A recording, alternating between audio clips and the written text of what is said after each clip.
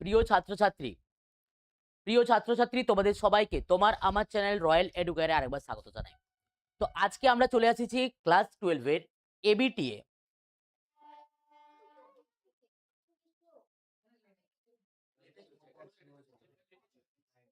আশা রাখছি তোমরা ক্লিয়ারলি শুনতে পাচ্ছ। যদি কেউ লাইভে থেকে থাকো তো অবশ্যই কমেন্ট বক্সে জানাও যে আমার কথাটা তোমাদের ক্লিয়ারিটি আসছে কিনা, ওকে, বা স্পষ্টভাবে তোমরা দেখতে পাচ্ছ কিনা। তো তোমাদের সবাইকে আরো একবার তোমার আমার চ্যানেল রয়্যাল এডুকেয়ারে স্বাগত জানাই। তো আজকে আমরা কিন্তু এবিটিএ যে টেস্ট পেপার রয়েছে তার কিন্তু কেমিস্ট্রি পোর্শনে যে সেকেন্ড পেজ রয়েছে সেই সেকেন্ড পেজ অর্থাৎ সেকেন্ড যে মডেল পেপার রয়েছে সেটা নিয়ে কিন্তু আলোচনা করব।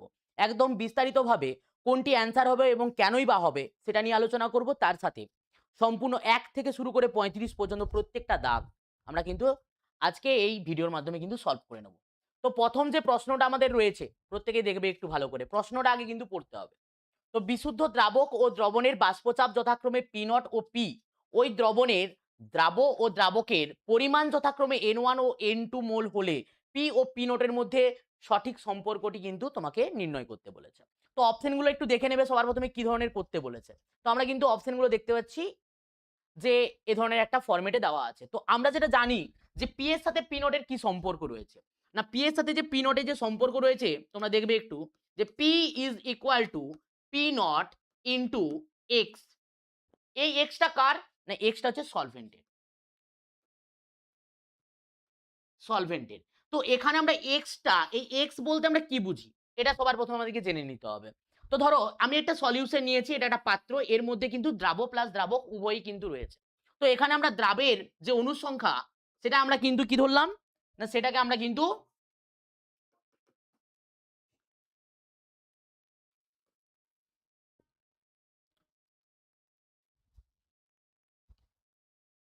তো দ্রাবের যে মোল সংখ্যা সেটাকে আমরা কিন্তু N1 ধরলাম এবং দ্রাবকের যে মোল সংখ্যা সেটা আমরা কিন্তু N2 ধরলাম। তাহলে আমরা এখানে এই যে এক্স, এই এক্সটা আমরা কিভাবে ক্যালকুলেট করব, না এক্স ইজ ইকুয়াল টু যার মোল সংখ্যা বের করব তার অর্থাৎ মোল ফ্র্যাকশন বা মোল ভগ্নাংশ যার বের করব তাকে কিন্তু আমরা উপরে লিখব এবং বাদবাকি টোটালটাকে আমরা নিচে লিখব, অর্থাৎ N2 divided by N1 plus N2।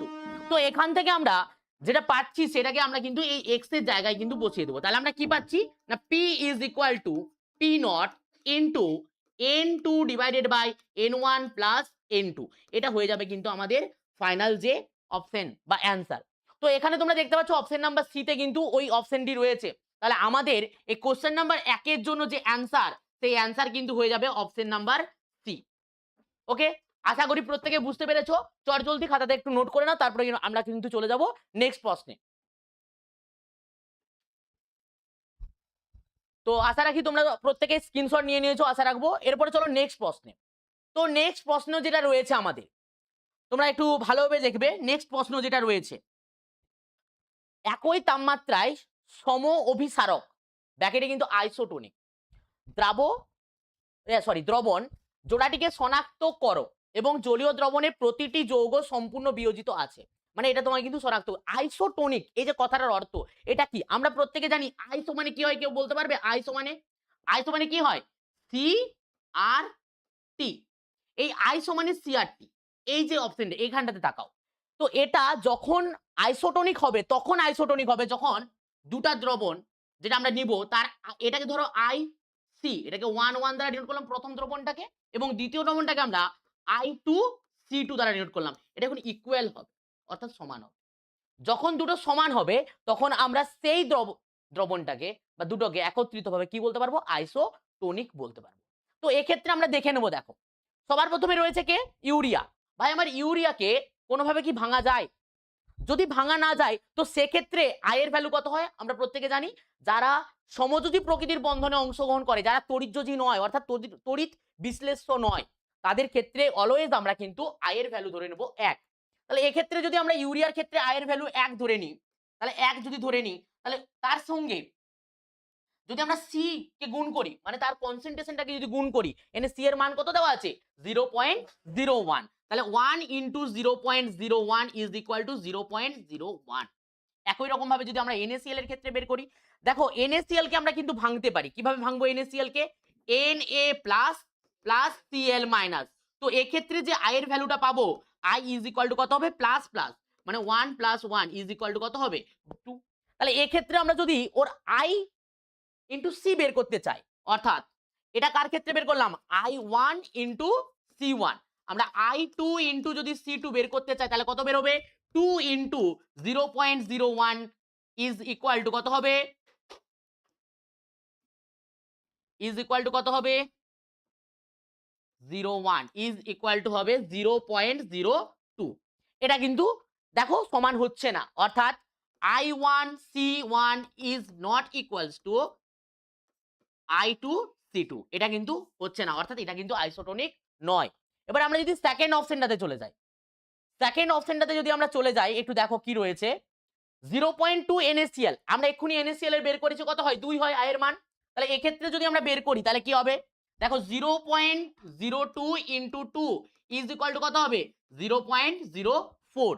একই রকম ভাবে যদি আমরা Na2SO4 এর ক্ষেত্রে বের করতে চাই, দেখো Na2SO4 এটা যদি আমরা ভাঙি তাহলে কিভাবে ভাঙবে Na+ প্লাস 2Na প্লাস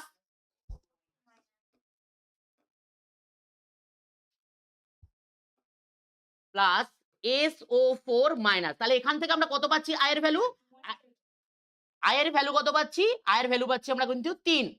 তো আয়ের ভ্যালু 3 পেলে আমরা যদি এখানে তার C * I টা বের করতে চাই তাহলে কত হবে না 0.01 * 3 0.03। এটা কিন্তু দুটো বের হলো। আর এখনো পর্যন্ত কিন্তু আমরা যে i1 c1 টা কিন্তু ইকুয়াল পাইনি। এরপর যদি আমরা 3 নাম্বারটাতে যাই, ভালো করে দেখো 3 নাম্বারটাতে কি রয়েছে। 3 নম্বরে আমাদের রয়েছে NaCl আর MgCl2।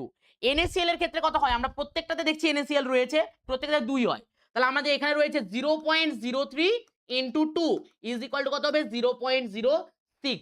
একই রকম ভাবে যদি আমরা MgCl2 এর ক্ষেত্রে দেখি তাহলে দেখো MgCl2 কে যদি আমরা ভাঙি তাহলে কিভাবে ভাঙবে, তাহলে কিভাবে ভাঙছে দেখো Mg2 প্লাস 2Cl মাইনাস এভাবে ভাঙছে। তো i কত হবে না i হবে 3। তাহলে i যদি 3 হয় তাহলে আমরা যদি 0.02 এর সঙ্গে 3 গুণ করি তাহলে হবে 0.06। ভালো করে দেখো দুটো কিন্তু ইকুয়াল হচ্ছে, অর্থাৎ সমান হয়ে যাচ্ছে। তার মানে এই ক্ষেত্রে আমরা যেটা পেলাম এই অপশন নাম্বার সি তে আমরা যেটা পেলাম সেটা কি না i1 c1 = i2 c2, অর্থাৎ এই যে এই মিশ্রণটা হয়ে যাবে কি ধরনের মিশ্রণ আইসোটনিক। আশা রাখি প্রত্যেকে বুঝতে পেরে গেছো। চট জলদি এটা তুলে নাও বা একটা স্ক্রিনশট নিয়ে নাও, দেন চলে যাবো আমরা কিন্তু পরবর্তী কোশ্চেনে। চলো এরপরে যে নেক্সট প্রশ্ন 3 নাম্বার প্রশ্ন। 3 নাম্বার প্রশ্ন যেটা রয়েছে দেখো খুবই একটি ভালো প্রশ্ন দিয়েছে দ্রবণ থেকে। প্রশ্নটা একটু প্রত্যেকে দেখবে। সবার প্রথমে বলেছে 0.05 ডিগ্রি সেন্টিগ্রেড উষ্ণতা স্ফুটনাঙ্ক উন্নয়নের জন্য 100 গ্রাম জলে কেবি, দেখো সবার প্রথমে কি দিয়েছে দেখো ডেল টিবি দিয়ে দিয়েছে, ডেল টিবি দিয়ে দিয়েছে। কত বলেছে ডেল টিবি 0.05 ডিগ্রি সেন্টিগ্রেড। ওকে, তারপরে দেখো উন্নয়নের জন্য এত গ্রাম জলে, অর্থাৎ W1 দিয়ে দিয়েছে কত 100 গ্রাম। কেবি এর ভ্যালু দিয়ে দিয়েছে, কেবি কত দিয়েছে কেবি দিয়েছে 0.05, কত দিয়েছে 0.05। তারপরে দেখো বলছে কত পরিমাণ দ্রাব যোগ করলে, অর্থাৎ আমাকে কিন্তু এখানে W2 যেটা সেটা কিন্তু আমাকে ক্যালকুলেট করতে বলেছে। এবার দ্রাবের আণবিক ভর অর্থাৎ M2 কিন্তু গিভেন কত দেওয়া আছে 200। তাহলে আমরা বলো এখানে যে রিলেশনটা জানি সেই রিলেশনটা কি বা সম্পর্কটা কি না del t b is equal to k b into m, k b into m. তো এই এমটাকে আমরা কিন্তু আবারও ভেঙে লিখতে পারি, কি লিখতে পারি না del t b is equal to k b into W2 into 1000 divided by M2 into W1। তো এখানে যদি আমরা মানগুলোকে বসাই দেখো ডেল টিবির মান কত দেওয়া আছে 0.05, 0.05 ইজ ইকুয়াল টু কেবির মান কত আছে 0.5, তাহলে 0.5 ইন্টু W2 আমাদেরকে ক্যালকুলেট করতে বলেছে, তাহলে W2 অ্যাজ ইট ইজ যেমন আছে থাকবে ইন্টু 1000 ডিভাইডেড বাই M2 এর ভ্যালু কত M2 এর ভ্যালু কিন্তু 200, তাহলে আমরা এখানে কত লিখবো 200 ইন্টু W1 এর ভ্যালু কত 100 ইন্টু 100, ভালো করে দেখো 1 2 1 2 1 2 কেটে গেল, তিনটা কেটে গেল, তাহলে টোটাল আমরা যেটা এখন পাচ্ছি 0.05 ইন্টু এই 20টা উপরে যাচ্ছে 20 আর নিচে আসছে কত 0.5 ইজ ইকুয়াল টু কত, ইজ ইকুয়াল টু হচ্ছে W2। ওকে, তো এখান থেকে যদি আমরা এর দশমিকটা তুলে নিই ইন্টু 100 আর এর দশমিক তোলার জন্য ইন্টু এই 5 5 কেটে গেল, এবারে দেখো 1 2 1 2, তাহলে W2 কত পেয়ে যাচ্ছি আমরা, W2 ইজ ইকুয়াল টু পাচ্ছি আমরা 2 গ্রাম। এটা কিন্তু আমাদের ফাইনাল অ্যান্সার। তাহলে অপশনে কোনটা রয়েছে, অপশন নাম্বার এ, অর্থাৎ আমাদের 3 নাম্বার প্রশ্নের জন্য অপশন নাম্বার এ হয়ে যাচ্ছে কিন্তু আমাদের রাইট অ্যান্সার। ওকে, চল জলদি একটা স্ক্রিনশট নিয়ে নাও, দেন চলে যাবো আমরা কিন্তু পরবর্তী প্রশ্নে। তো এর পরের প্রশ্ন দেখো, পরের প্রশ্ন রয়েছে 4 নাম্বার প্রশ্ন। 4 নাম্বার প্রশ্নটা দেখো কি রয়েছে, হেনরির ধ্রুবক KH এর মান। আচ্ছা তোমরা প্রত্যেকে KH এর একটা সম্পর্ক জানো তাই তো, KH এর সম্পর্কটা কেউ বলতে পারবে আমাকে একটু, KH এর সম্পর্কটা কি? P সমানে KH ইন্টু X। তো এখানে X টা কি, এখানে X টা কি এটাই জানতে হবে। X টা কি, X হচ্ছে concentration of mole of solute in solvent, অর্থাৎ কোনো একটা সলিউশনের মধ্যে কত মোল দ্রবীভূত আছে তার ঘনত্বটাই হচ্ছে গিয়ে X। তাহলে এখানে বলো আমার KH বলেছে, ভাই আমার KH ইকুয়াল টু আমরা কি বলতে পারি তাহলে বলো তো একটু ভালো করে, P ডিভাইডেড বাই X বলতে পারি। তার মানে P, এই যে X টা KH এর সাথে কিভাবে সম্পর্কিত, ব্যস্তানুপাতিক। তাহলে ব্যস্তানুপাতিক মানে কি, এটা বাড়লে এটা কমবে, এটা কমলে এটা বাড়বে। তাহলে এখানে দেখো, তাহলে যে, তাহলে এখানে কি বলেছে, অধিক দ্রাব্য গ্যাসের ক্ষেত্রে বেশি, কম দ্রাব্য গ্যাসের ক্ষেত্রে বেশি, সমস্ত গ্যাসের ক্ষেত্রে একই, গ্যাসের দ্রবণের সঙ্গে সম্পর্কিত নয়। তাহলে আমি কি বললাম, এটা ব্যস্তানুপাতিক। তাহলে ব্যস্তানুপাতিক মানে কম দ্রাব্য গ্যাসের ক্ষেত্রে বেশি হবে, তাহলে বিপরীতটা হবে। তাহলে আমাদের অপশন হয়ে যাবে 4 এর দাগের অ্যান্সার কোনটা হয়ে যাবে, অপশন নাম্বার বি হয়ে যাবে কিন্তু আমাদের রাইট অ্যান্সার। ওকে, আশা রাখি প্রত্যেকে বুঝতে পেরে গেছো। এরপরে চলো কিন্তু আমাদের যে নেক্সট প্রশ্ন রয়েছে, নেক্সট প্রশ্নে, এটার জন্য আমাদের দাঁড়ানোর প্রয়োজন পড়বে না, আশা রাখো প্রত্যেকেই বুঝতে পেরে গেছো। চলো নেক্সট প্রশ্নে দেখো, আদর্শ দ্রবণের ক্ষেত্রে নিচের কোনটি সঠিক নয়। সবার প্রথমে আমাদেরকে জানতে হবে যে আদর্শ গ্যাসের ডেফিনেশনটা কি। আদর্শ গ্যাসের ডেফিনেশন হচ্ছে আমাদের, তারা কি করবে না রাউলস ল মেনে চলবে, 1 নাম্বার। আর 2 নাম্বার হচ্ছে এদের ক্ষেত্রে আমরা যখন কোনো দ্রাব্য যোগ করব তো সেক্ষেত্রে তাদের উষ্ণতার কোনরূপ কোনো কিন্তু পরিবর্তন ঘটবে না। তাহলে উষ্ণতা যদি পরিবর্তন না ঘটে মানে ডেল এইচটা কি হয়ে যাবে, 0 হবে। আচ্ছা সবার প্রথমে একটু বলে রাখি, তোমরা প্রত্যেকে জানো ডেল কথার অর্থ কি, এই যে ডেল এইচ আমরা লিখছি এর অর্থ কি, এর হচ্ছে পরিবর্তন। ধরো সাপোজ প্রথমে ছিল H1 পরে হলো H2, তাহলে এটা হবে H2 মাইনাস H1, এটা ঠিক আছে। তো আমরা এখানে একটা সম্পর্ক জানি, ভালো করে মনে করে একটা সম্পর্ক জানি, কি সম্পর্ক না, del g is equal to del h minus t del s, এটা কিন্তু একটা সম্পর্ক আছে, তোমরা প্রত্যেকে জানো। তো এখান থেকে একটু ভালো করে তাকাও তো, ডেল এইচটা আমি এখনই কি বললাম তোমাদের ক্ষেত্রে 0 হবে। তাহলে ডেল এইচ যদি 0 হয় তাহলে আমরা এখান থেকে লিখতে পারবো কি, del g is equal to 0 minus t del s, এটা লিখতে পারবো। স্টেপ ওয়াইজ পরপর এগো। এরপরে দেখো, কোনো একটা, ধরো একটা ক্লাসরুম, আমি সাপোজ ক্লাসরুমের উদাহরণ দিচ্ছি, একটা ক্লাসরুমে ধরো একটা স্টেবল পজিশনে রয়েছে, অর্থাৎ অনেক দিন থেকে কিছুজন স্টুডেন্ট পড়াশোনা করছে। তো সেক্ষেত্রে কিন্তু তাদের মধ্যে বিশৃঙ্খলতা খুব একটা লক্ষ্য করা যাবে না, কিন্তু হঠাৎ করে বাইরে থেকে যদি 10 থেকে 15 জন স্টুডেন্ট হঠাৎ করে চলে আসে, এরপর দেখবে ওই ক্লাসটার মধ্যে একটা বিশৃঙ্খলতার কিন্তু সৃষ্টি হয়। তাহলে এক্ষেত্রে দেখো এই যে ডেল এস যেটা, এটা কিন্তু এনট্রপি, কি বললাম আমি, এনট্রপি। এবারে ধরো একটা দ্রাব্য, একটা যখন দ্রবণের মধ্যে আমি বাইরে থেকে আবার দ্রাবকে অ্যাড করব, তার মধ্যে একটা বিশৃঙ্খলতার সৃষ্টি হবে, ইয়েস অর নো, অবভিয়াসলি হবে। তাহলে বিশৃঙ্খলতার সৃষ্টি হওয়া মানে কি, ডেল এস এর পরিমাণ ধীরে ধীরে বাড়তে শুরু করবে, আর ডেল এস এর পরিমাণ যত বাড়বে তার মানে নেগেটিভ যে মানটা, সেই মানের পরিমাণ ধীরে ধীরে কিন্তু ইনক্রিজ হবে। আর নেগেটিভের মান যদি ইনক্রিজ হয় তার মানে del g is equal to minus something, কিছু একটা অ্যান্সার আসবে, সামথিং কিছু একটা আসবে, সেটা নেগেটিভে আসবে। আর নেগেটিভ নিশ্চয়ই শূন্যর সঙ্গে সমান নয়, নেগেটিভ মানে কি শূন্য থেকেও কম, অর্থাৎ এখানে যে ডেল জি এর যে মানটা পাবো আদর্শ গ্যাসের ক্ষেত্রে তোমরা প্রত্যেকেই জানো অলরেডি যে ডেল জি কি হয়, আদর্শ গ্যাসের ক্ষেত্রে ডেল জি অলওয়েজ নেগেটিভ হয়, অলওয়েজ কি হয়, অলওয়েজ নেগেটিভ হয়, এইটা হয়, লেস দেন জিরো হয়।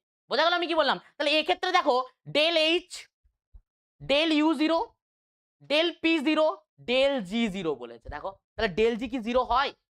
ডেল জি কিন্তু জিরো হয় না।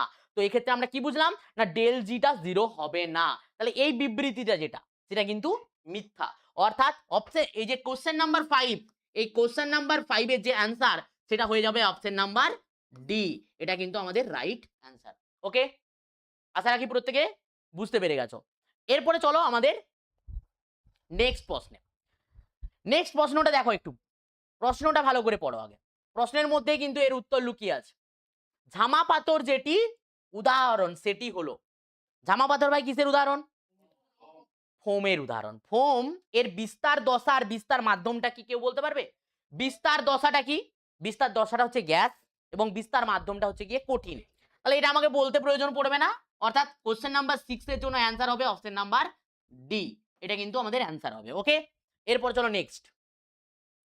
এখানে দেখো খুব সুন্দর একটা প্রশ্ন দিয়েছে, বলেছে এজিআই এর নির্দিষ্ট পরিমাণের কলয়েড দ্রবণকে নেগেটিভ, এখানে একটু ভালো করে দেখবেন, নেগেটিভ তড়িৎগ্রস্ত সঞ্চিত করতে তড়িৎ বিশ্লেষ্যগুলির প্রয়োজনীয় পরিমাণের ক্রম, প্রয়োজনীয় পরিমাণের ক্রম আমাকে জিজ্ঞাসা করেছে। একটা জিনিস মনে রাখবে, তোমরা প্রত্যেকেই জানো যে এখানে একটু আগে বলে দিই, এখানে যে NO3 আছে, এটা যদি আমরা ভাঙি তাহলে ভালো করে দেখো তো, আমি শুধুমাত্র এন এরটা লেখার চেষ্টা করব।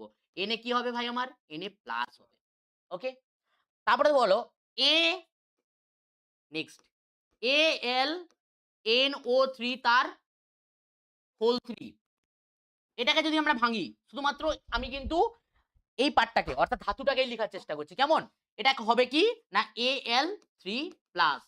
একই রকম ভাবে যদি আমরা BaNO3 তার হোল 2 কে ভাঙি, BaNO3 তার হোল 2, এটাকে ভাঙলে হবে Ba2 প্লাস, এটা কিন্তু আমরা ভাঙতে পারবো। ঠিক আছে, তো এক্ষেত্রে একটা জিনিস লক্ষ্য করো যে এর চার্জ, এর চার্জ একটা চার্জের একটা পার্থক্য লক্ষ্য করতে পারবে, এখানে +2 +1 +3, এখানে নিয়ম অনুসারে যেটা আছে যে এটা যেহেতু নেগেটিভ বলে দিয়েছে, তো এটা সবথেকে ভালো দ্রবীভূত হবে, সবথেকে ভালো দ্রবীভূত হবে যার পজিটিভ চার্জ বেশি হবে। অর্থাৎ চার্জের সঙ্গে কি হয়, চার্জের সঙ্গে এদের যে এই যে মানে দ্রবীভূত হওয়া বা তঞ্চিত হওয়া বা কোয়াগুলেন্ট হওয়ার যে ক্ষমতাটা সেটা কি সমানুপাতিক হয়, কার সাথে? চার্জের সাথে। তাহলে চার্জের সাথে যদি সমানুপাতিক হয় তার মানে সবথেকে ভালো কোয়াগুলেন্ট বা তঞ্চিত হবে কে? Al। তাহলে Al3+ দ্বারা যে যৌগটা রয়েছে সেটা সবথেকে ভালো তঞ্চিত হবে। তারপরে কে হবে? Ba2+, আর তারপরে হবে Na+। এবারে আমাকে কিন্তু এটা অ্যান্সার চাই, আমাকে অ্যান্সার চাইছে, একটু ভালো করে দেখো, তড়িৎ বিশ্লেষণগুলির মধ্যে প্রয়োজনীয় পরিমাণের ক্রম, পরিমাণ, আরে এ যদি ভালো করে তড়িৎ বিশ্লেষণ করতে সরি তঞ্চিত করতে পারে তার মানে একে কম দিলেই এ তড়িৎ তঞ্চিত হয়ে যাবে সহজে, তার মানে যাকে বেশি দিতে হবে, কাকে বেশি দিতে হবে তাহলে তঞ্চিত হতে গেলে? Na কে বেশি দিতে হবে, উল্টাটা, যে সহজে তঞ্চিত করবে তাকে আমরা কম দিলেই তঞ্চিত হয়ে যাবে, কিন্তু যে সহজে তঞ্চিত করবে না তাকে আমাদেরকে বেশি পরিমাণে দিতে হবে। তাহলে এখানে অ্যান্সার আমাদের কি হবে, সবার প্রথমে হবে NaNO3, তারপরে হবে BaNO3 তার হোল 2, এবং তারপরে হবে AlNO3 তার হোল 3। তাহলে এটা কিন্তু আমাদের যে ক্রম সেই ক্রম কিন্তু হবে। এবার দেখো অপশনে কোনটা রয়েছে,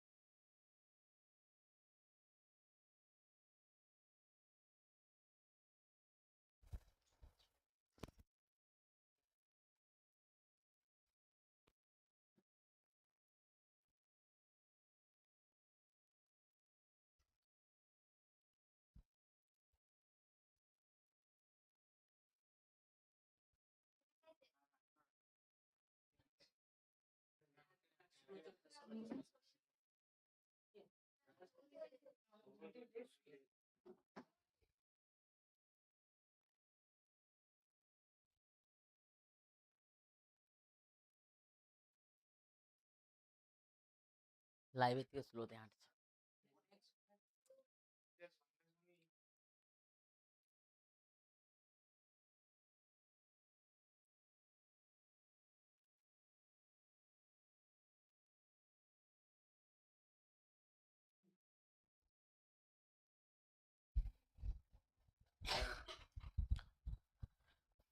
তো খুবই দুঃখিত যে কোনো কারণবশত লাইভ স্ট্রিমিংটা অফ হয়ে গেছিল। তো চলো এরপরে আমরা চলে যাব নেক্সট প্রশ্নে। তো নেক্সট প্রশ্ন যেটা রয়েছে, দেখো সবাই প্রত্যেকে প্রশ্নটা একটু ভালো করে পড়বে। নেক্সট প্রশ্ন যেটা রয়েছে, প্রশ্নটা হচ্ছে নিচের কোন শর্তগুলির সাপেক্ষে টিন্ডাল প্রভাব পরিলক্ষিত হয়? টিন্ডাল প্রভাব পরিলক্ষিত হয়। দেখো টিন্ডাল প্রভাব দেখানোর জন্য আমরা প্রত্যেকে জানি যে যে দ্রবণটা আমরা নেব সেখানে দ্রাবের অণুগুলোর যে সাইজ সেটা কিন্তু বৃহৎ হতে হবে, অর্থাৎ বড় হতে হবে, 1 নাম্বার। আর 2 নাম্বার হচ্ছে তরঙ্গ দৈর্ঘ্য যেটা থাকবে দুইয়ের মধ্যে সেটা কিন্তু একটা পার্থক্য থাকতে হবে, নাহলে কিন্তু টিন্ডাল প্রভাব শো হবে না। এটা আগে বেসিক জিনিস তোমরা জেনে নাও। এরপর আমরা দেখো অপশনগুলোর দিকে তাকাবো। দেখো বিস্তৃত দশার কোণার ব্যাসের ব্যবহৃত আলোক তরঙ্গ দৈর্ঘ্যের যে তরঙ্গ দৈর্ঘ্য সেটা অপেক্ষাকৃত কি হয়? ক্ষুদ্র হয়। এটা কোনোদিন সম্ভব নয়, ক্ষুদ্র হলে টিন্ডাল প্রভাব শো করবে না। যেমন ভাবে প্রকৃত দ্রবণ কোনোভাবে টিন্ডাল প্রভাব শো করে না। 2 নাম্বার, বিস্তৃত দশার কণার ব্যাসের ব্যবহৃত আলোক তরঙ্গ দৈর্ঘ্যের অপেক্ষা অধিক ক্ষুদ্রতর নয়। ক্ষুদ্রতর নয় মানে কি? বৃহৎ হবে। আর বৃহৎ মানে টিন্ডাল প্রভাব শো করবে। অর্থাৎ আমরা কিন্তু পেলাম 2 নাম্বারটা কিন্তু সত্য। এটা কিন্তু আমরা পেলাম সত্য। এরপরে দেখো নেক্সট, বিস্তৃত দশা এবং বিস্তার মাধ্যমের প্রতিসারাঙ্কের মান প্রায় সমান। প্রায় সমান অর্থাৎ প্রায় সমান বলছে কিন্তু সমান নয়। আমি এক্ষুনি কি বললাম? পার্থক্য থাকতে হবে। তাহলে দেখো পরের প্রশ্ন দেখো, পরের অপশনে দেখো বিস্তৃত দশা এবং বিস্তার মাধ্যমে প্রতিসারাঙ্কের মানের মধ্যে যথেষ্ট পার্থক্য বর্তমান, অর্থাৎ 4 নাম্বারটা। এই দুটা কিন্তু হবে। এবার অপশনের দিকে তাকাও, কোনখানে 2 আর 4 আছে? 2 আর 4 আছে অপশন নাম্বার সি। অর্থাৎ আমাদের এই প্রশ্ন 8 এর জন্য যে অ্যান্সার, সেই অ্যান্সার হয়ে যাবে কিন্তু অপশন নাম্বার সি। আশা রাখি প্রত্যেকে কিন্তু বুঝতে পেরে গেছো। এরপর চলো নেক্সট প্রশ্ন, 9 দাগের প্রশ্ন। 9 দাগের প্রশ্ন বলছে সবচেয়ে স্থায়ী নোবেল গ্যাসের হাইড্রেটটি কোনটি? এবারে দেখো এখানে একটা সবথেকে ভালো প্রশ্ন, এই যে এক্সি, সবার আগে জানতে হবে নোবেল গ্যাস কিন্তু নরমালি কিন্তু যে যৌগ সে কিন্তু গঠন করে না। দুইজন ব্যক্তি করতে পারে, এক হচ্ছে এক্সি আর 2 নাম্বার কে? 2 নাম্বার হচ্ছে ক্রিপ্টন, কে আর। এই দুই ব্যক্তি কিন্তু মলিকিউলস গঠন করতে পারে। এরপরে কে থাকে? আর্গন, তারপরে থেকে থাকে নিয়ন, আর তার আগে কে থাকে? হিলিয়াম।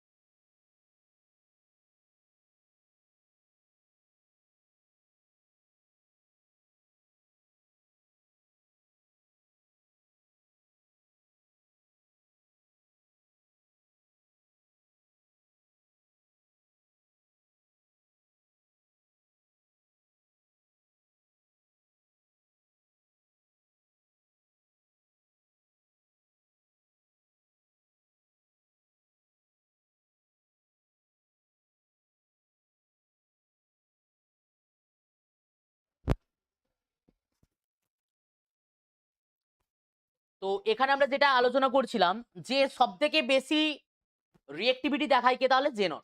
এবং এই দুজন ব্যক্তি বা এই তিনজন ব্যক্তি এরা কিন্তু কোনো রকম কোনো যৌগ গঠন করে না, এরা দুজন কিন্তু তাও অংশগ্রহণ করে। তো এখানে দেখো এক্সি যে, সে এক্সি কিন্তু ফ্লুরিন ও অক্সিজেন এই দুজনের সাথে কিন্তু যৌগ গঠন করতে পারে, এবং কে আর সে কিন্তু কেবলমাত্র এফ এর সাথেই কিন্তু যৌগ গঠন করতে পারে, এটা মনে রাখবে। তো এক্ষেত্রে আমরা যেটা দেখতে পেলাম সেটা কিন্তু যে এরা কিন্তু এফ এবং ও এই দুইয়ের সাথে কিন্তু যৌগ গঠন করতে পারে, কিন্তু এখানে এফ এবং ও দিয়ে কিন্তু কোনো রকম কোনো প্রশ্নের অ্যান্সার নেই। তো এক্ষেত্রে দেখো আমি তোমাকে আগেই বলে দিই যে এক্সি এক্সি কে আর আছে। তো সবার প্রথমে কিন্তু এই কে আর অর্থাৎ অপশন নাম্বার সি এবং অপশন নাম্বার ডি দুটোই কিন্তু ক্রস হয়ে যাবে, অর্থাৎ অ্যান্সার হবে না, কারণ এ কেবলমাত্র এফ এর সাথেই বিক্রিয়া করতে পারে, এফ এর সাথেই বিক্রিয়া করতে পারে, আমি প্রথমেই বলে দিয়েছি, অর্থাৎ যৌগ গঠন করতে পারে, তাহলে বাঁচলো গিয়ে এই দুজন। এবার আমি প্রথমেই বলে দিয়েছি অর্থাৎ যৌগ গঠন করতে পারে, তাহলে বাঁচলো গিয়ে এই দুজন। এবার দেখো এখানে যে 6 অণু জল দিয়েছে বা 4 অণু জল দিয়েছে, এখানে চার ধারণ করার ফলে কি হয়, ওই খাঁচার মধ্যে এটা ধরো একটা কেজ, এই ধরো ও এইচ এইচ, এখানে কি ধরনের বন্ধন হতে পারে, আর একটা জলের অণু এর সাথে কিভাবে যুক্ত হতে পারে, হাইড্রোজেন বন্ডিং। কি দ্বারা যুক্ত হতে পারে, হাইড্রোজেন বন্ডিং, অর্থাৎ এখানে ও এইচ এইচ, আবারও এটা ও এইচ এইচ, এইভাবে একটা খাঁচা তৈরি করবে এবং এই মাঝখানে কে যুক্ত হবে, এক্সি মাঝখানে, অর্থাৎ খাঁচার মধ্যে কিন্তু আবদ্ধ থাকবে। তো এই খাঁচার মধ্যে আবদ্ধ করার জন্য জেনন পরিমাণটাও কি হতে হবে, বেশি হতে হবে। তো সেক্ষেত্রে আমাদের এখানে সব থেকে অ্যান্সার কোনটা রয়েছে না, এক্সি 6H2O, এখানে কিন্তু 6H2O হবে। এটা ডাইরেক্টলি তোমরা মুখস্থ রাখবে, এত বুঝে করে মনে রাখার কোনো প্রয়োজন নেই। তাহলে এখানে তোমাকে যে জিজ্ঞাসা করা হয়েছে সবচেয়ে স্থায়ী নোবেল গ্যাসের হাইড্রাইডটি কোনটি, তোমরা মনে রাখবে Xe6H2O, অর্থাৎ অপশন নাম্বার কি হয়ে যাবে অ্যান্সার, 9 এর জন্য অপশন নাম্বার হয়ে যাবে এ ইজ দ্য রাইট অ্যান্সার। ওকে, এরপরে আমরা কিন্তু যাব এর পরবর্তী প্রশ্নে। এর পরবর্তী প্রশ্নটা দেখো, 10 এর দাগে যে প্রশ্নটা রয়েছে, 10 এর দাগের প্রশ্নটার দিকে তাকাও। খুবই একটা গুরুত্বপূর্ণ প্রশ্ন দিয়েছে, টেট্রাহ্যালাইড। আমরা একটা এক্সাম্পল নিয়ে নিই টেট্রাহ্যালাইডের। XMA প্লাস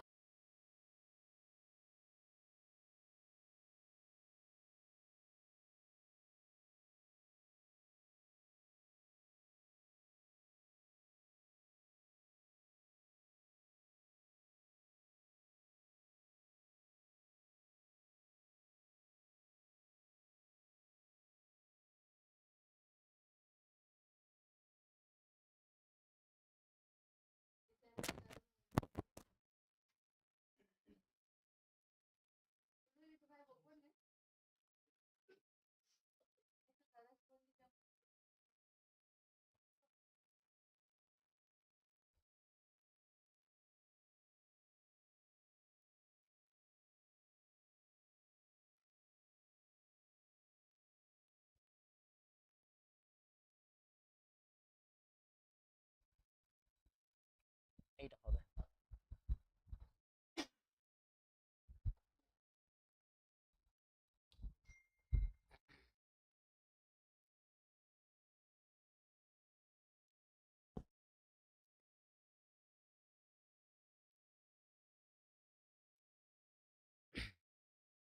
তো দেখো 11 দাগের যে প্রশ্নটা রয়েছে, তো দেখো 11 দাগের যে প্রশ্নটা রয়েছে এখানে কিন্তু রয়েছে যেটা FeX2 এবং FeY3 যৌগগুলির অস্তিত্ব আছে যেখানে x এবং y এর ভ্যালু, অর্থাৎ x এবং y কে কে হতে পারে, x এবং y কে কে হতে পারে। দেখো এখানে একটা কথা বলি, তো সবার প্রথমে এটা দেখো প্রত্যেকে একটু ভালোভাবে নোটিস করলে দেখতে পাবে যে এখানে প্রত্যেকটা যেটা দেওয়া রয়েছে প্রত্যেকটা কিন্তু হ্যালোজেন।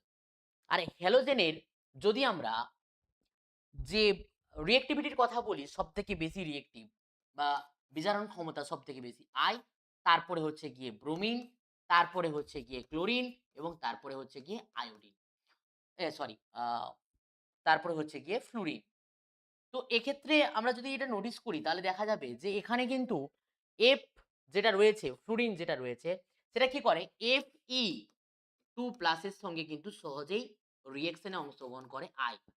আই কিন্তু সহজেই কিন্তু Fe2+ এর সঙ্গে কিন্তু রিঅ্যাকশন করে, কিন্তু Fe3+ এর সঙ্গে যখনই আয়োডিন রিঅ্যাকশন করে, I- যখনই রিঅ্যাকশন করে, এটা কি করে জানো, এটা Fe3+ কে Fe2+ এ কনভার্ট করে এবং I2 কিন্তু রিলিজ হয়ে যায়।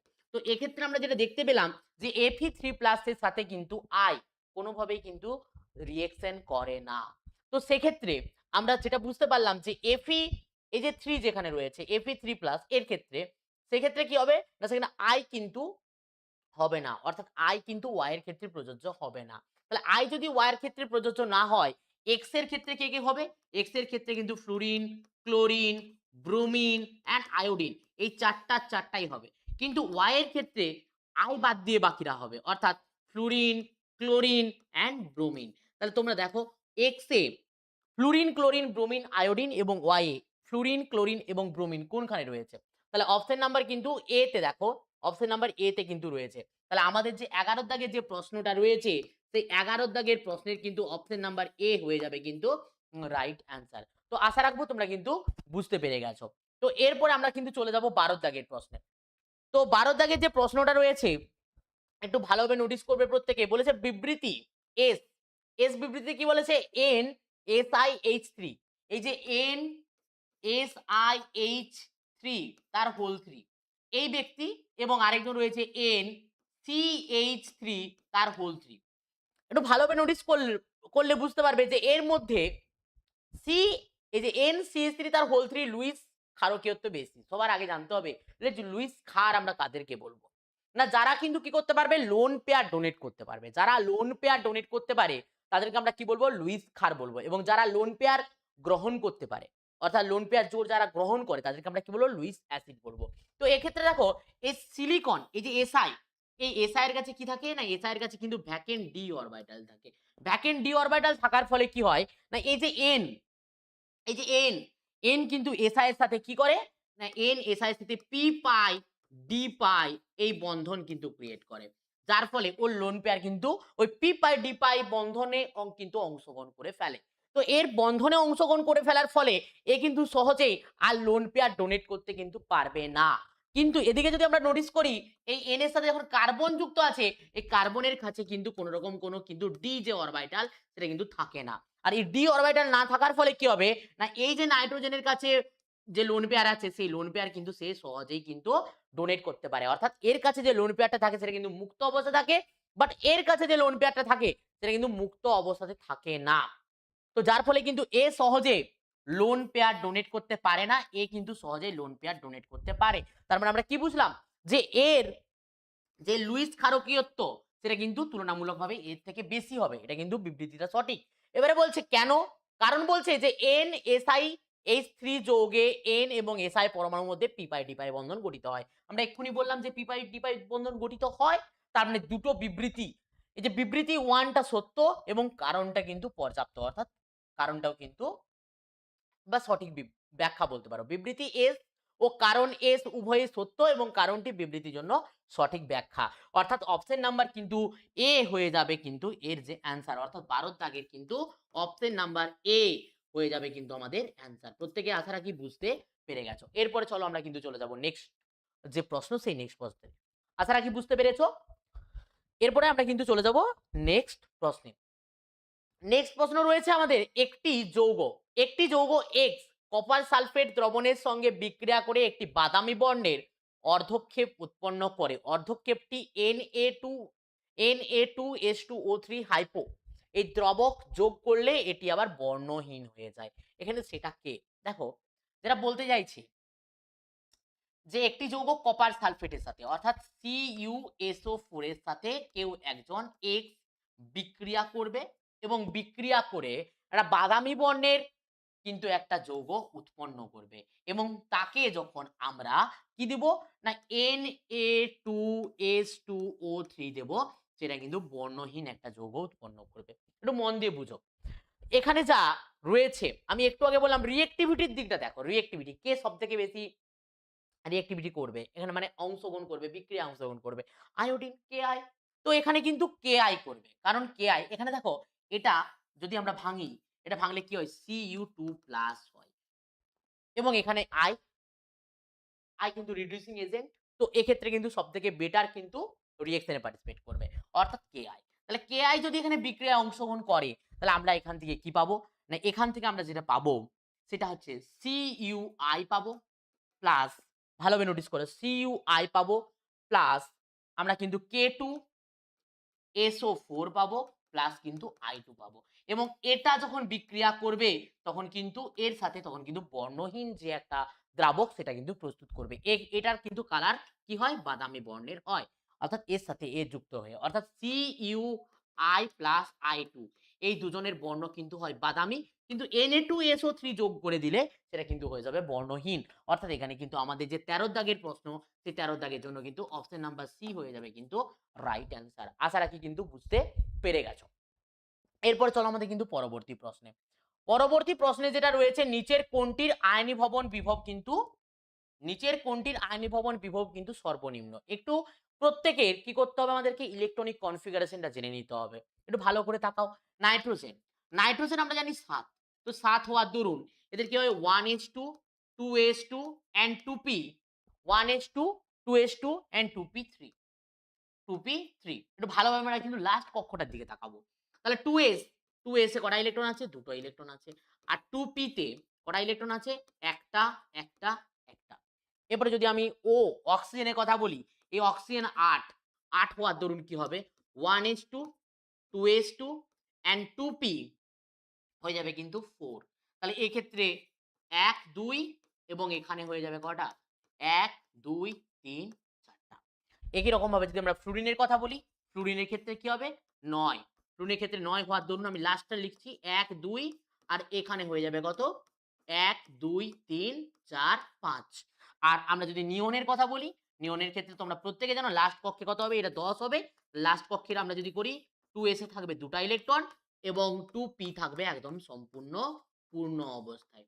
এই যদি পরিস্থিতি দাঁড়ায়, তুমি ভালো করে দেখো, এর বলেছে নিচের কোনটির আয়নীভবন বিভব সর্বনিম্ন? সবথেকে কম এনার্জি দিলে ইলেকট্রন কে বর্জন করতে চাইবে? তুমি বলো। আমরা জানি অর্ধপূর্ণ সমশক্তি সম্পন্ন কোনো কক্ষ যদি অর্ধপূর্ণ থাকে বা সম্পূর্ণ পূর্ণ থাকে সে কিন্তু সহজে ইলেকট্রন কিন্তু বর্জন করতে চাইবে না। তাহলে এখানে দেখো আমাদের অপশন না, এই যে নাইট্রোজেন কোনোভাবেই কিন্তু ইলেকট্রন সহজে বের করে দেবে না, অর্থাৎ ওকে প্রচুর পরিমাণে এনার্জি যদি আমরা প্রোভাইড করি তাহলেই কিন্তু সে সহজে একটা ইলেকট্রন বের করে দেবে। আবার নিয়ন এও কিন্তু দেবে না, কারণ ও নিষ্ক্রিয় গ্যাস, ও কোনো মতে ইলেকট্রন নিজের থেকে বের করতে চাইবে না। ফ্লুরিন, আমরা যদি ফ্লুরিনের কথা বলি, ফ্লুরিন কিন্তু চাইবে একটা ইলেকট্রন গেইন করতে এবং নিষ্ক্রিয় গ্যাসের মতন ইলেকট্রনিক কনফিগারেশন পেতে। এও কিন্তু কোনোভাবেই একটু কম এনার্জি দিলে সহজেই কিন্তু ইলেকট্রন বের করে দেবে না। কিন্তু যদি আমরা অক্সিজেনকে একটু এনার্জি দিই, একটু এনার্জি প্রোভাইড করে দিই, তাহলে কি হবে? ও সহজে এই ইলেকট্রনটা কিন্তু বের করে দেবে। কারণ ও যদি একটা ইলেকট্রন বর্জন করে দেয় তাহলে কিন্তু এই নাইট্রোজেনের মতন একটা স্টেবল যে ইলেকট্রনিক কনফিগারেশন সেটা কিন্তু লাভ করবে। অর্থাৎ এখানে যে অপশন, সেই অপশনের মধ্যে আমাদের কিন্তু অক্সিজেন অর্থাৎ 14 দাগের যে অ্যান্সার, সেই 14 দাগের অ্যান্সার কিন্তু হয়ে যাবে option number b. Option number b হয়ে যাবে কিন্তু আমাদের এটার রাইট অ্যান্সার। ওকে, আশা রাখি প্রত্যেকে কিন্তু বুঝতে পেরে গেছো। এরপরে চলো নেক্সট প্রশ্নে, 15 দাগের প্রশ্ন।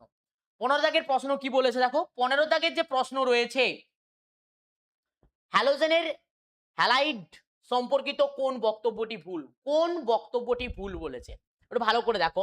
আম্লিকত্বের ক্রম, আম্লিকত্বের ক্রম দেখো এই চায়ের ক্ষেত্রে সর্বাধিক হয়, গ্রুপের ওপর থেকে নিচের দিকে গেলে কি হয়? আম্লিকত্বের মান বৃদ্ধি পেতে থাকে, এটা তোমরা পড়ে এসছো অলরেডি।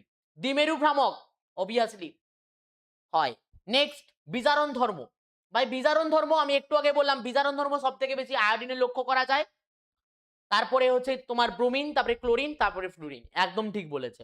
তাপীয় স্থায়িত্ব, তুমি বলো যাদের মধ্যে বন্ড, এই যে বন্ড ডিসটেন্স যত কম হবে তাদেরকে বেশি হিট দিতে হবে, না যাদের মধ্যে বন্ড ডিসটেন্সটা কম হবে তাদেরকে ভাঙতে গেলে আমাকে বেশি এনার্জি দিতে হবে? অবভিয়াসলি যাদের মধ্যে বন্ড ডিসটেন্সটা কম হবে তাদেরকে ভাঙতে গেলে আমাকে কিন্তু বেশি এনার্জি প্রোভাইড করতে হবে। তো এক্ষেত্রে আমরা যেটা লক্ষ্য করব সেটা এইচ এর ক্ষেত্রে কিন্তু সব থেকে বেশি হবে, তারপরে কিন্তু HCl হবে, তারপরে কিন্তু HBr হবে এবং লাস্টেও কিন্তু HI হবে।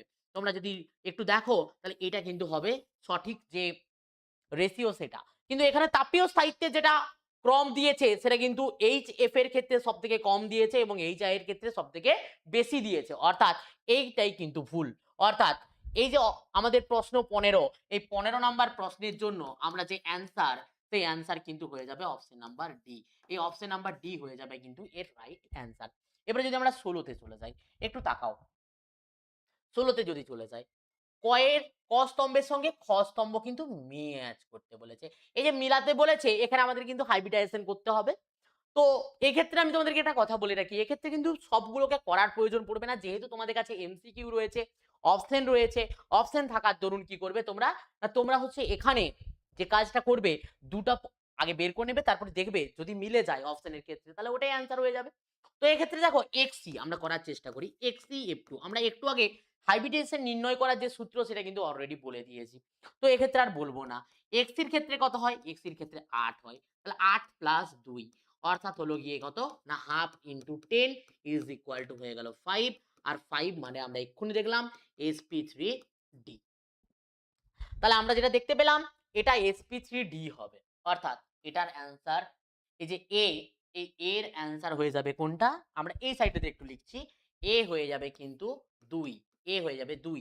এরপরে দেখছি আরেকটা XEF6 এটা যদি দেখি তাহলে হাফ ৮ প্লাস ৬, ৬ ৬ ১২ ২ ১৪ তাহলে কত হবে? Half into ১৪ is equal two কত হবে?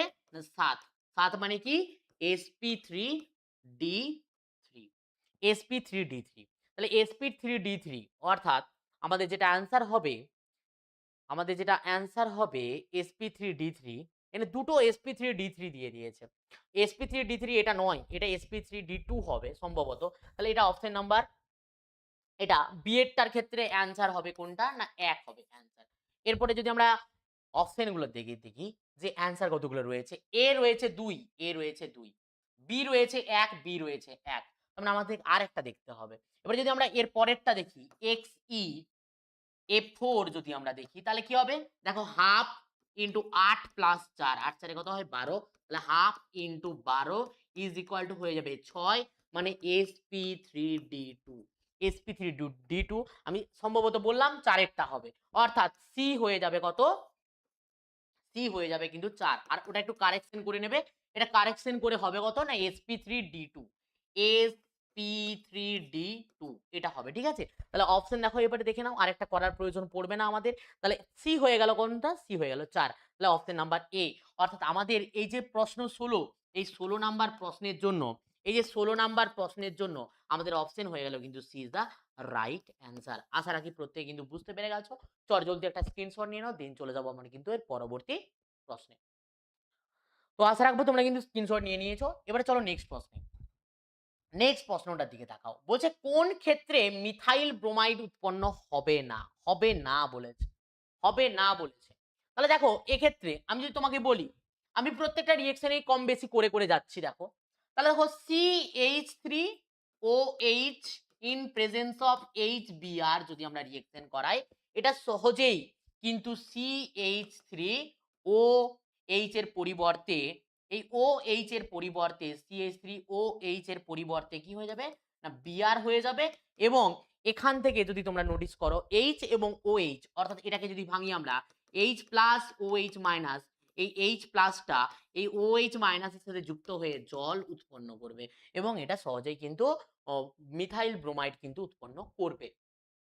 একই রকম ভাবে যদি আমরা এটা দেখি এই যে c option number c option number c তে রয়েছে CH3OH প্লাস PBr3 যদি হয় তাহলে দেখো ভালোভাবে নোটিস করো এই যে CH3 যে ব্যক্তি রয়েছে সেই ব্যক্তি কিন্তু সহজেই কিন্তু ব্রোমিনকে রিপ্লেস করবে। এই রিঅ্যাকশনটা অলরেডি তোমরা করেছো এবং এটা সহজেই কিন্তু Br কিন্তু উৎপন্ন করবে। অর্থাৎ CH3Br উৎপন্ন করবে। ওকে? এরপরে যদি আমরা নেক্সট ভাবে বলি যে এটা এই রিঅ্যাকশনটা তোমরা প্রত্যেকেই জানো। এটা কি উৎপন্ন করবে? না CH3Br plus AgBr plus CO2 এটা কিন্তু উৎপন্ন করবে। কিন্তু তোমরা এই যে অপশন নাম্বার বি তে যেটা রয়েছে দেখো CH3OH প্লাস Br2 এই রিঅ্যাকশনটা তোমরা কিন্তু কোনোদিন দেখোনি। অর্থাৎ এই রিঅ্যাকশনটা কিন্তু কমপ্লিট হয় না। এটা হবে তখন হবে যখন এখানে আমি কি দেব? না রেড ফসফরাস বলে একজন ব্যক্তিকে দেব। আর রেড ফসফরাস দিয়ে দিলে আসলে রিঅ্যাকশনটা কিন্তু এটা। আসলে কিন্তু রিঅ্যাকশনটা এটা। অর্থাৎ এক্ষেত্রে যদি তোমাকে জিজ্ঞাসা করা হয় কোন ক্ষেত্রে উৎপন্ন হবে না? তাহলে ১৭ দাগের অ্যান্সার যেটা হবে অপশন নাম্বার হয়ে যাবে কিন্তু B is the right answer. আশা রাখি তোমরা কিন্তু বুঝতে পেরে গেছো। ১৮ দাগের প্রশ্নটা দেখো। খুবই একটা ভালো এবং সহজ প্রশ্ন দিয়েছে। বলছে এটা কি বিক্রিয়া? প্রত্যেকে জানো এটা ফ্রিঙ্কেলস্টাইন বিক্রিয়া। এটা আমাকে বলার প্রয়োজন পড়বে না। অর্থাৎ 18 দাগের অ্যান্সার কিন্তু হয়ে যাবে অপশন নাম্বার বি। প্রত্যেকে কিন্তু আশা রাখি বুঝতে পেরে গেছো। এর পরের প্রশ্নটা দেখো, খুবই একটা কিন্তু ইম্পোর্টেন্ট প্রশ্ন দিয়েছে। খুবই একটি গুরুত্বপূর্ণ প্রশ্ন দিয়েছে। অনেকে ভুলও করতে পারো এটা। দেখো 19 নাম্বার যে প্রশ্নটা দিয়েছে, একটা সিম্পলি বেনজিনের রিং দিয়েছে। সিম্পলি কিন্তু বেনজিনের রিং দিয়েছে এবং এখানে দিয়ে দিয়েছে কি না CH2CH3 এবং এখানে দিয়েছে কিন্তু CN। এরপরে তোমাকে বলে দিয়েছে কি না H নিউর সাথে দিয়েছে কিন্তু Br2। H নিউ আর Br2 দিয়ে তোমরা যে রিঅ্যাকশন গুলো করেছো একটু মনে করে দেখো। মিথাইলের সাথে করেছো, তোমরা কোথায় করেছো? ক্লাস 10 এ পর্যন্ত করেছো। এখানে তোমরা দিয়েছো Br2 in presence of H new. কি হয়েছিল? CH, এটা প্রথমে যদি 4 থাকে তাহলে এটা কি হবে CH3Br। তাকে যদি আবার দেওয়া হতো তাহলে CH2Br2। তাকে যদি আবার দেওয়া হতো CHBr3। তারপরে যদি আবার দেওয়া হতো তাহলে CBr4। অর্থাৎ এই ক্লোরিনেশন বিক্রিয়া তোমরা কিন্তু এটা দেখেছো অলরেডি। ঠিক আছে? সেই একই রকম ভাবে এক্ষেত্রে হবে। কিরকম হবে ঘটনাটা দেখো। তাহলে সবার প্রথমে এখান থেকে হাইড্রোজেন বেরিয়ে যাবে এবং পরিবর্তে কিন্তু ব্রোমিন এখানে যুক্ত হবে। তাহলে এটা যদি হয় তাহলে এক্ষেত্রে কি হবে ঘটনাটা? ঘটনাটা দেখো দাঁড়াচ্ছে কিরকম। এটা বেনজিনের রিং এবং সাথে এখানে হবে CH2 প্লাস। এখান থেকে কে বেরিয়ে গেছে? এখান থেকে বেরিয়ে গেছে একটা হাইড্রোজেন। এখান থেকে হাইড্রোজেন বেরিয়ে যাওয়ার পর এখানে একটু নোটিস করো, এখানে এই যে কার্বনের মাথায় কার্বোক্যাটায়ন, এই যে কার্বনের মাথায় পজিটিভ চার্জ মানে কার্বোক্যাটায়ন যে ফরমেশন হয়েছে, সেই কার্বোক্যাটায়নের ফরমেশন হওয়ার ফলে এই কার্বোক্যাটায়ন কিন্তু স্টেবিলিটি চাইবে। আর স্টেবিলিটি আমরা জানি যে 3 ডিগ্রি, তারপরে 2 ডিগ্রি, তারপরে কিন্তু 1 ডিগ্রি। এটা কিন্তু স্টেবিলিটি অর্ডার। এবারে স্টেবিলিটির অর্ডার যদি এরকম হয় তার মানে এখানটাতে দেখো ভালো করে, এটা হয়ে যাচ্ছে কত ডিগ্রি কার্বন আমাদের? এটা 1 ডিগ্রি কার্বন। কিন্তু এর পাশের কার্বনটা এটা কিন্তু 2 ডিগ্রি কার্বন। তাহলে এখান থেকে পজিটিভ চার্জ কিন্তু এখানে কি হবে? চেঞ্জেস হবে অর্থাৎ পরিবর্তন হবে। তাহলে এখান থেকে যদি পরিবর্তন হয় তাহলে আমরা যেটা পাচ্ছি সেটা কি পাচ্ছি? না CH আর এই হাইড্রোজেনের শিফটিং এখানে ঘটবে। তাহলে CH এবং এখানে হয়ে যাবে কত? এখানে হয়ে যাবে CH3, এর মাথায় পজিটিভ চার্জ এবং এখানে যে রয়েছে কে Br, এই Br এসে কি করবে না এইখানে অ্যাটাক করবে। অর্থাৎ আমরা এখান থেকে যে ফাইনাল প্রোডাক্ট পাবো সেই ফাইনাল প্রোডাক্ট আমরা কি পাবো না ফাইনাল প্রোডাক্ট পাবো CH, এখানে একটা Br এবং একটা CH3। এখানে যেমন CN আছে যেমন CN আছে, CN এর কিন্তু কোনরূপ কিন্তু পরিবর্তন ঘটবে না। ওকে, এবারে বিষয়টা হচ্ছে এখানে একটা বিষয় রয়েছে যে এখানে বেনজিন রিং এর যে এইচ গুলো আছে সেগুলো কেন প্রতিস্থাপিত হচ্ছে না এখানে? এই রিঅ্যাকশনটা শুধুমাত্র যে এইচ নিউ এবং এইচবিআর দিয়ে হবে এমনটা কিন্তু নয়। এখানে এই রিঅ্যাকশনটা আমরা কিন্তু NBS in presence of H new দ্বারাও কিন্তু আমরা করতে পারি। এবার বিষয়টা হচ্ছে এই রিঅ্যাকশনটাই কিন্তু এই বেনজিন রিং এর যে হাইড্রোজেন আছে সেই হাইড্রোজেনকে প্রতিস্থাপিত করবে। কখন করবে? যখন আমরা এখানে AlCl3 দেব। তখন কিন্তু এই রিঅ্যাকশনটা কিন্তু আর এইভাবে হবে না। তখন কিন্তু এই যে হাইড্রোজেন আছে, এই হাইড্রোজেনকে কিন্তু ব্রোমিন দ্বারা প্রতিস্থাপিত করবে এবং HBr as a side product কিন্তু বাইরে বেরিয়ে যাবে। ওকে? আশা রাখি এটা বুঝতে পেরে গেছো তো। এখানে অপশনে যে অ্যান্সার রয়েছে সেখানের মধ্যে অ্যান্সারটা কোনটা হবে তাহলে আমাদের? অ্যান্সার হয়ে যাবে কিন্তু অপশন নাম্বার সি। তাহলে অপশন নাম্বার সি হবে 19 এর দাগের অ্যান্সার। তাহলে 19 এর দাগের যে অ্যান্সার রয়েছে সেটা কিন্তু অপশন নাম্বার সি হয়ে যাবে কিন্তু রাইট অ্যান্সার। ওকে? চলো এরপর হচ্ছে নেক্সট প্রশ্ন। নেক্সট প্রশ্ন কিন্তু আবারও একটা খুবই গুরুত্বপূর্ণ প্রশ্ন। দেখো এখানে দিয়েছে একটা কিন্তু ফেনল। এই ফেনলের সাথে কি দিয়েছে? দিয়েছে CH2Br। ওকে, এখানে বলেছে এর সঙ্গে NaOH, এর সঙ্গে আমরা কি করব? NaOH এর বিক্রিয়া করব। এটা জলীয় দ্রবণে যদি বিক্রিয়া করে সেটা কি ধরনের বিক্রিয়া হবে এটা আমার কিন্তু প্রশ্ন করেছে। তো এক্ষেত্রে দেখো যদি এই ঘটনাটা ঘটে তো এখান থেকে সবার প্রথমে কিন্তু Br বেরোবে, কারণ এখানে দেখো নিউক্লিওফাইল আছে কে OH। এটা ভাঙলে কি হবে? Na+ এবং OH-। তাহলে A অ্যাটাক করবে অর্থাৎ এখান থেকে কিন্তু Br বেরোবে। Br বেরিয়ে কি করবে? NaBr উৎপন্ন করবে। NaBr উৎপন্ন করবে। এরপরে বিষয়টা হচ্ছে এখানে তার মানে কার্বোক্যাটায়ন ফরমেশন হবে এবং কার্বোক্যাটায়ন ফরমেশন অর্থাৎ এখানে OH যেমন আছে থাকবে, সাথে এখানে কিন্তু CH2 মাথার উপরে কার্বোক্যাটায়ন ফরমেশন হবে এবং তার পরবর্তীতে গিয়ে কে যুক্ত হবে? OH গিয়ে কিন্তু যুক্ত হবে। তাহলে এই OH গিয়ে যদি যুক্ত হয় একটু মিস্টেক হয়েছে এই জায়গাটাতে, এটা পিএইচ বলেছিল। তাহলে পিএইচ যদি বলে থাকে তাহলে এটা হবে কি বেনজিন রিং এবং সাথে কি হবে না CH2Br। এরপরে যদি এখানটাতে আমরা যদি NaOH দিয়ে দিই তাহলে NaOH দিলে কি হবে না এটা যদি ভাঙি আমরা কি হবে Na+ এবং OH-। এটা যদি হয় তাহলে এখানে OH- এজ এ নিউক্লিওফাইল গিয়ে অ্যাটাক করবে এবং অ্যাটাক করার পরে এখানে কি হবে সবার প্রথমে এই বেনজিন যে রিং রয়েছে এখানে CH2 মাথার উপরে পজিটিভ চার্জ কিন্তু ক্রিয়েট হবে। এই পজিটিভ চার্জ ক্রিয়েট হয়ে যাওয়ার পর এই পজিটিভ চার্জকে অ্যাটাক করবে এসে কে না OH এবং OH গিয়ে যদি অ্যাটাক করে এখানে কিন্তু যুক্ত হবে কে যুক্ত হবে এখানে যুক্ত হবে CH2OH এবং CH2OH যুক্ত হবে। তাহলে দেখো এখানে যে রিঅ্যাকশনটা হচ্ছে সেটা এটা একটা স্টেপ এবং স্টেপ নাম্বার 2 আর স্টেপ নাম্বার 1 এবং স্টেপ নাম্বার 2 কোন রিঅ্যাকশনের ক্ষেত্রে আমরা লক্ষ্য করি SN1 রিঅ্যাকশনের ক্ষেত্রে। অর্থাৎ এখানে যে আমাদের অপশন যে 20 দাগের যে অ্যানসার সেই 20 দাগের কিন্তু অ্যানসার হয়ে যাবে option number C is a right answer. Okay, আশা রাখি কিন্তু বুঝতে পেরে গেছো। এরপর চলো নেক্সট যে প্রশ্নটা রয়েছে নেক্সট প্রশ্নটা যেটা রয়েছে সেটা কিন্তু রয়েছে কি না দেখো এখানে একটা রিং রয়েছে সাইক্লিক রিং সাইক্লিক একটা সিস্টেম রয়েছে এখানে সিএল রয়েছে আর একটা রয়েছে বেনজিন রিং এবং তার সাথে একটা সিএল। ওকে, তো এখানে দেখো আমরা এই প্রত্যেকের সাথে বিক্রিয়া করে দেখতে পারি কিন্তু এক্ষেত্রে দেখো আমরা যদি জলীয় এন এই যে AgNO3 দিই তাহলে এ কিন্তু AgCl উৎপন্ন করবে যেটা কিন্তু হোয়াইট কালারের কিন্তু একটা পদক্ষেপ ফেলে কিন্তু এক্ষেত্রে কিন্তু AgNO3 যদি বিক্রিয়া করি তাহলে সে কিন্তু কোনোভাবেই কিন্তু AgCl উৎপন্ন করবে না। অর্থাৎ এর দ্বারা আমরা বুঝতে পারছি যে এটা কিন্তু বিক্রিয়া করবে জলীয় AgNO3 সাথে এটা কিন্তু বিক্রিয়া করবে না। সুতরাং এখানে যদি বলে পার্থক্য কার দ্বারা করতে পারবো না অপশন নাম্বার ডি হয়ে যাবে কিন্তু এর জন্য রাইট অ্যান্সার। অর্থাৎ 21 দাগের যে প্রশ্ন তার কিন্তু অ্যান্সার হয়ে যাবে অপশন নাম্বার ডি। ওকে, এরপর চলো নেক্সট প্রশ্ন বলছি 22। নেক্সট প্রশ্ন যেটা রয়েছে যে ক্ষার দ্বারা ইথারের বিভাজন ঘটে না। ক্ষার দ্বারা ইথারের বিভাজন ঘটে না। সাইক্লিক ইথার বিভাজনের ক্ষারের উপস্থিতিতে ঘটে না।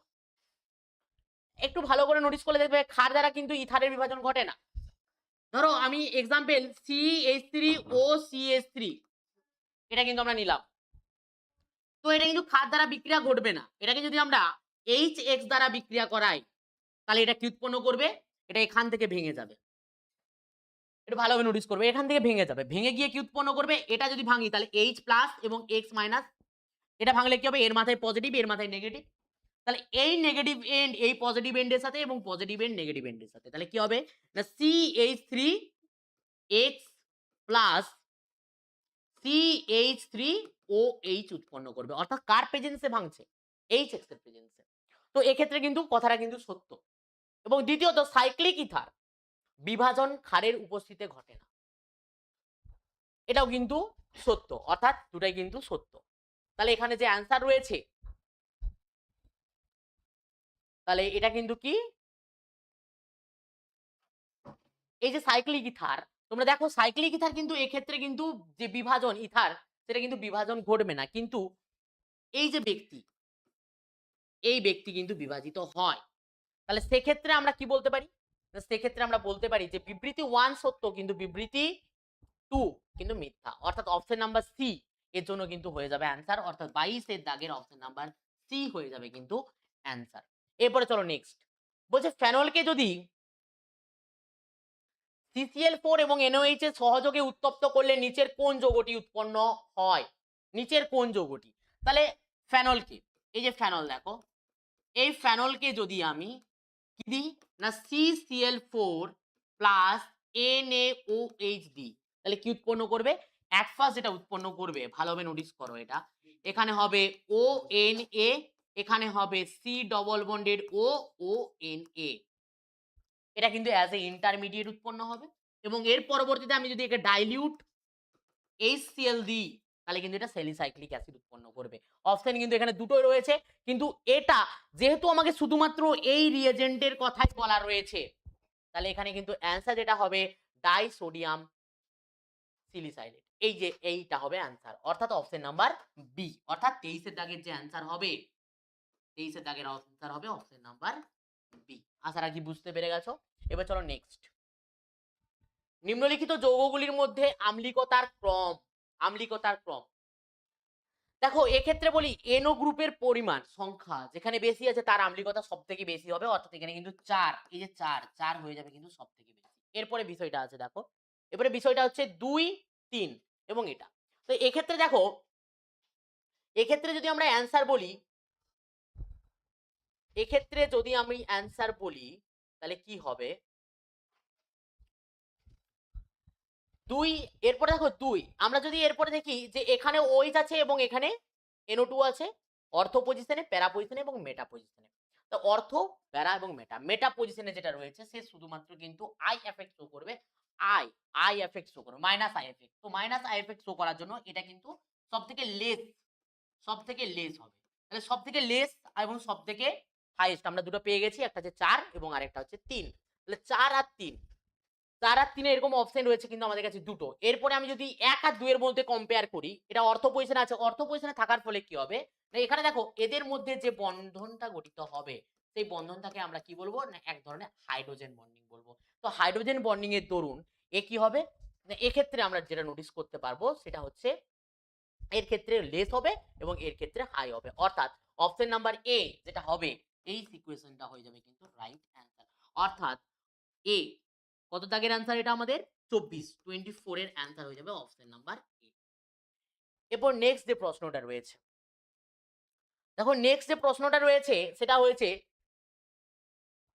রয়েছে বেনজিন, তার সাথে OH গ্রুপ এবং উপরে আছে CH2OH। একে যদি আমরা CH3N2 দিই ইন প্রেজেন্স অফ ইথার, তাহলে এটা পি যে প্রোডাক্ট উৎপন্ন করবে সেই প্রোডাক্ট মনে রাখবে, এখানে এই যে H আছে না, H এর পরিবর্তে একটা CH3 গ্রুপ যুক্ত হবে, অর্থাৎ OCH3 উৎপন্ন করবে। এটা মাথায় রেখে দাও শুধুমাত্র। অর্থাৎ ওপরের পার্ট CH2OH এর কোনরূপ কিন্তু কোনো রকম পরিবর্তন ঘটবে না, শুধুমাত্র এখানে OCH3 কিন্তু হয়ে যাবে, এটা কিন্তু ফাইনাল প্রোডাক্ট। মানে অ্যান্সারের দিকে তাকাও একটু, অ্যান্সারে কোনটা রয়েছে, অ্যান্সার কিন্তু রয়েছে বি, অর্থাৎ আমাদের যে 25 এর দাগের প্রশ্ন তার কিন্তু অ্যান্সার হয়ে যাবে বি, তার 25 এর দাগের অ্যান্সার হয়ে গেল কিন্তু বি। এরপর চলো নেক্সট। নেক্সট বলছে নিচের যৌগটির ইউপ্যাক নাম, IUPAC নেম। ভালো করে দেখো, এখানে CH2CH3, এখানে CH3 H আর এখানে রয়েছে কি OH। ভালো করে দেখো, তাহলে আমরা কি করব, নাম্বারিং করব 1 2 3 আর এটা 4। তাহলে রোটেশন কোন দিকে হচ্ছে, ক্লকওয়াইজ, মানে এটা হয়ে যাবে কিন্তু আর। তো ক্লকওয়াইজ আর, যেহেতু এটা কিন্তু বিলো দা প্লেনে আছে তাহলে এর কিন্তু কোনো পরিবর্তন ঘটবে না। তো পরিবর্তন না ঘটার পরে আর দিয়ে অ্যান্সার কটা আছে, দুটো, তাহলে 2 আর হবে, কারণ নাম্বারিং যদি আমরা করি 1 2 3 4, 2 নাম্বার কার্বন, ওকে 2 আর, তাহলে 2 আর বিউট টু অল, এই যে অপশন নাম্বার এ 26 এরটা হয়ে যাবে কিন্তু অ্যান্সার অপশন নাম্বার এ। ওকে, এরপর চলো 27 এর দাগের প্রশ্ন। তো 27 এর দাগে যে প্রশ্ন রয়েছে কি রয়েছে, নিচের কোন বিকারকের সঙ্গে গ্লুকোজ বিক্রিয়া করে কোনো বিক্রিয়াজাত পদার্থ উৎপন্ন করে না, কোনো বিক্রিয়াজাত পদার্থ উৎপন্ন করবে না, গ্লুকোজ বিক্রিয়া করবে না, বিক্রিয়া করবে না কার সাথে, শিব বিকারকের সাথে করবে না এবং NaHSO3 এর সাথে করবে না। কারণটা কি, কারণটা হচ্ছে এখানে গ্লুকোজ কি থাকবে না, একটা সাইক্লিক পজিশনে অংশগ্রহণ করে, তো সেই জন্য কিন্তু এরা দুজন কি করে না, বিক্রিয়ায় অংশগ্রহণ করতে পারে না। তো এখানে যে অপশন আছে সেই অপশনের মধ্যে এই বি এবং ই যেটাতে রয়েছে, বি এবং ই হয়ে যাবে কিন্তু এর রাইট অ্যান্সার। তাহলে বি আর ই কোনখানে রয়েছে, বি এবং ই রয়েছে অপশন নাম্বার সি, অর্থাৎ কোশ্চেন নাম্বার 27 এর জন্য অপশন নাম্বার সি হয়ে যাবে কিন্তু রাইট অ্যান্সার। ওকে, এবারে ডিম সিদ্ধ করার সময় ডিমের সাদা অংশ তঞ্চন ঘটলেও প্রোটিনের কোনো রকম কোনো প্রোটিনের গঠন কিন্তু অক্ষুণ্ণ থাকে, এটা কোন ক্ষেত্রে, প্রাইমারি, টার্সিয়ারি, সেকেন্ডারি, কোয়াটারনারি। এখানে কিন্তু হয়ে যাবে কিন্তু প্রাইমারি। অ্যান্সার কি হবে না, 28 টার অ্যান্সার হবে কিন্তু প্রাইমারি, অর্থাৎ অপশন নাম্বার এ। তারপর নেক্সট স্তম্ভ মেলাও, এখানে স্তম্ভতে কি বলেছে দেখো, গ্লুকোজ এক্ষুনি আমরা করেছি NaHCO3 এর সাথে কিন্তু বিক্রিয়া করে না, অর্থাৎ এরটার অ্যান্সার কি হয়ে যাবে, এরটার অ্যান্সার এই যে এরটার স্তম্ভের সাথে কোনটা হবে 2, তাহলে এ হয়ে যাবে 2, দেখে নাও এ হয়ে যাবে 2। তারপরে এই যে গ্লুকোজ, গ্লুকোজ HNO3 এর সাথে যদি বিক্রিয়া করে তাহলে কি উৎপন্ন করে, তাহলে HNO3 এর সাথে যদি বিক্রিয়া করে তাহলে কি উৎপন্ন করে, তাহলে কিন্তু উৎপন্ন করে স্যাকারিক অ্যাসিড। এবং গ্লুকোজ যদি HI in presence of heat তাহলে কি উৎপন্ন করবে, তাহলে যে উৎপন্ন করবে HNO3 এক নাম্বার। এ হয়ে গেল 2, বি হবে তার মানে আনসার কোনটা, বি হয়ে যাবে। দেখো এখানে যে গ্লুকোজ আর ব্রোমিন জল দেওয়া আছে, গ্লুকোজ আর ব্রোমিন জলে উৎপন্ন করলে কিন্তু গ্লুকানিক অ্যাসিড, অর্থাৎ ডি হয়ে যাবে কি, ডি হয়ে যাবে 1। তারপরে দেখো গ্লুকোজ HI, গ্লুকোজ HI উৎপন্ন করবে কিন্তু স্যাকারিক অ্যাসিড, অর্থাৎ সি হয়ে যাবে কিন্তু অপশন নাম্বার 4। আর বি তার মানে হবে কোনটা, বি হবে গিয়ে 3। তাহলে 1 হলো গিয়ে 2, বি হলো গিয়ে 3, সি হলো 4 এবং ডি 1। তাহলে অ্যান্সার দেখো কোনটাতে আছে, ডি 1। তাহলে অপশন হয়ে যাবে কিন্তু আমাদের অ্যান্সার এ 2, এ 2, এ 2। তাহলে অপশন হয়ে যাচ্ছে কিন্তু আমাদের ডি, অপশন নাম্বার ডি হচ্ছে কিন্তু এর রাইট অ্যান্সার, অর্থাৎ 29 এরটার অ্যান্সার হচ্ছে অপশন নাম্বার ডি। এরপর চলো নেক্সট, নেক্সট হচ্ছে 30 এর দাগের প্রশ্ন, বলেছে সব প্রাকৃতিক অ্যামাইনো অ্যাসিড এল বিন্যাস বিশিষ্ট হয়। একদম সঠিক, প্রত্যেকটা অ্যামাইনো অ্যাসিডই কিন্তু এল বিন্যাস বিশিষ্ট হয়। এবার বলছে সমতড়িৎ বিন্দুতে অ্যামাইনো অ্যাসিডের দ্রাব্যতা ন্যূনতম হয়। তাহলে এখানে যেটা বলেছে যে সমতড়িৎ বিন্দু, এতে কিন্তু অ্যামাইনো অ্যাসিডের যে দ্রাব্যতা সেটা কিন্তু ন্যূনতম হয়। তাহলে সমতড়িৎ বিন্দুতে কিন্তু ন্যূনতম হয় না, সমতড়িৎ বিন্দুতে কি হয়, সমতড়িৎ বিন্দুতে কিন্তু হাই হয়। তাহলে এক্ষেত্রে যদি আমরা বলি তাহলে কিন্তু কি হবে না, একটা সত্য কিন্তু বিবৃতিটা কিন্তু মিথ্যা। তাহলে অপশন নাম্বার সি কিন্তু হয়ে যাবে এর অ্যান্সার।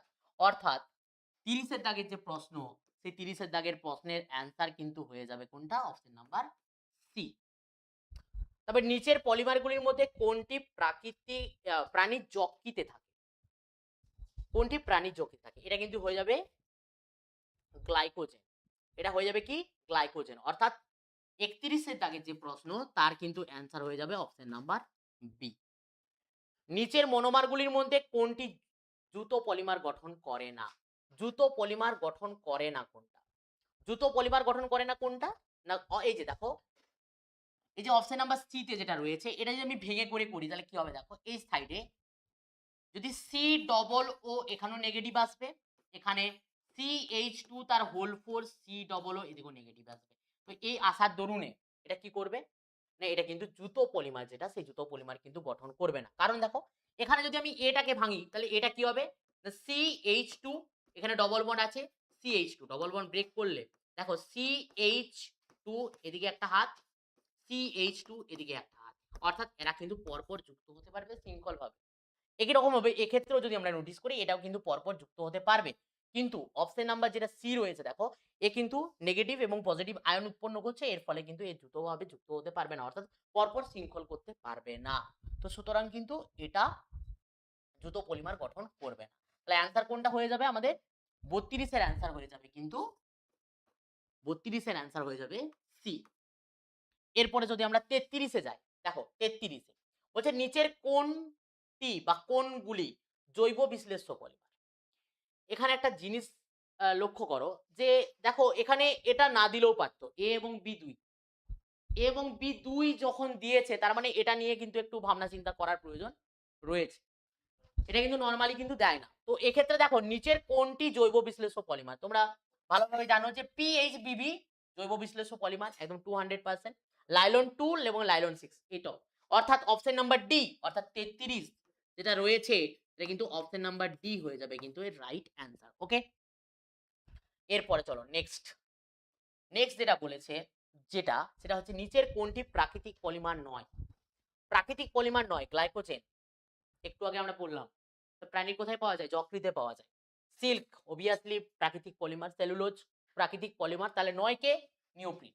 তাহলে 34 নাম্বারের যে প্রশ্ন রয়েছে তার অ্যান্সার কিন্তু হয়ে যাবে যেটা সেটা হচ্ছে অপশন নাম্বার সি হয়ে যাবে কিন্তু রাইট অ্যান্সার। এরপরে নেক্সট চলো, এবং লাস্ট প্রশ্ন আমাদের যেটা রয়েছে 35 নাম্বারে, সেটা রয়েছে উচ্চ ঘনত্ব বিশিষ্ট পলিমার। উচ্চ ঘনত্ব বিশিষ্ট পলিমার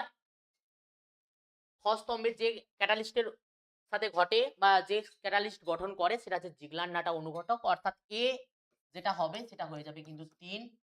ওকে, তারপরে পলিএক্সোনল নাইট্রাইল, তারপরে নোভেল্যাক। এই নোভেল্যাকটা দেখো অপশন সি হয়ে যাবে কিন্তু 4।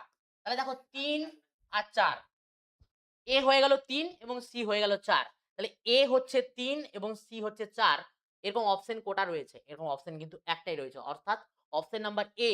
অপশন নাম্বার এ কিন্তু হয়ে যাবে তোমাদের 35 এর যে অ্যান্সার, সেই 35 এর answer option number A is the right answer.